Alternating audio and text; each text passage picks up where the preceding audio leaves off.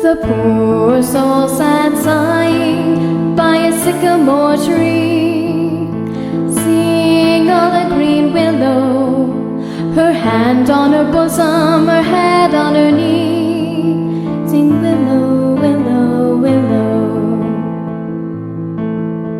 The fresh streams ran by her and murmured her moans. Sing willow, willow, willow. Her salt tears fell from her and softened the stones.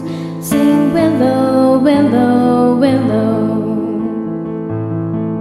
Sing all the green willow must be my garland. Let nobody blame him in scorn I approve. I call my love false love, but once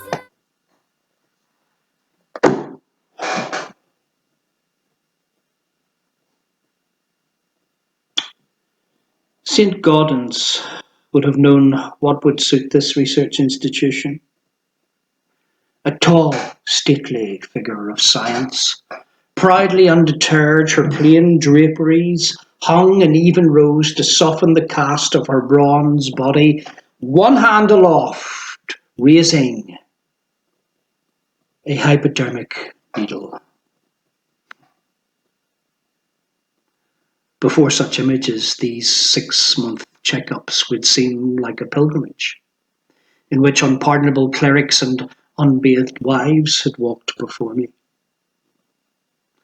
But in this vast, unadorned building, there's no distraction from my purpose or the object for which I've journeyed. With only the pages of people and time for amusement, who would not feel afraid? For I am here as part of a study on the life cycle of the adult homosexual, to see which one of us will sicken next in our group of 1,200 odd from this strange disease of yet unknown beginnings that teaches the body how to betray the life within it. An endangered species. We are watched to see how it makes its first appearance, and all the stages on which it acts in our theatre of operations.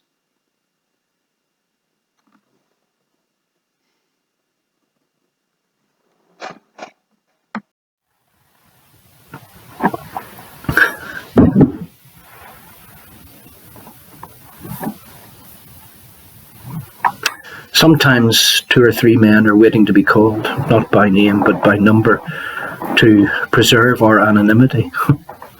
Though who in the face of such cool clinical detachment could retain a sense of self? Yet at times one might see a friend or distant acquaintance, head down or looking at the wall. There are no windows here, marking where the plaster has given way. I stop, exchange a few meaningless phrases and perhaps he'll have a joke to tell or news of someone known in common until the silence descends once more.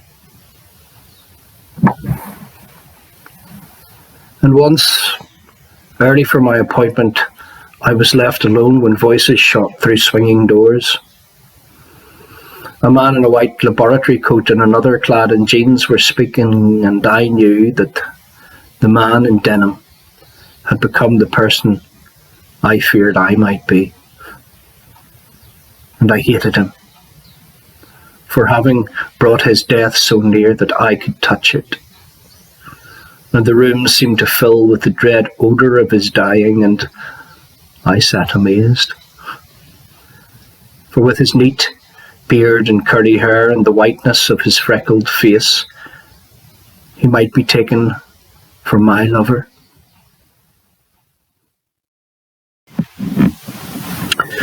Now the two were arguing in that complicitous tone of handymen faced with a machine that will not work.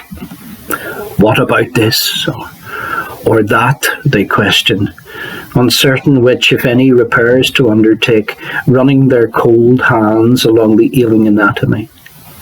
I'll never live through that. The patient laughs as though it were another's case he were discussing. I ask myself, can this be true? Can people withdraw so far from their existence that life and death become academic games left to pique their curiosity, a trivial pursuit that will not bore when played for hours at a time?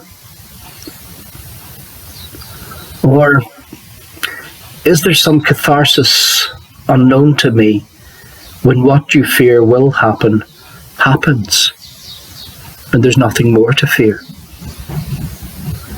And one reaches that calm meadow where the sacred few are allowed to rest, beyond the walled, polluted city that cast them out.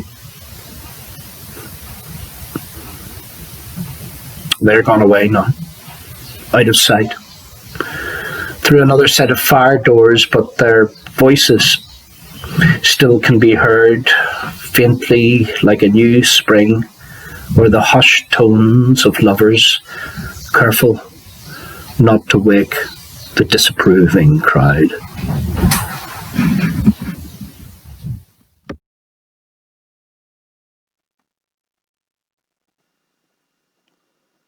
A nurse approaches, clipboard in hand. Have I brought my paraphernalia, samples of semen and excrement which the study cannot do without?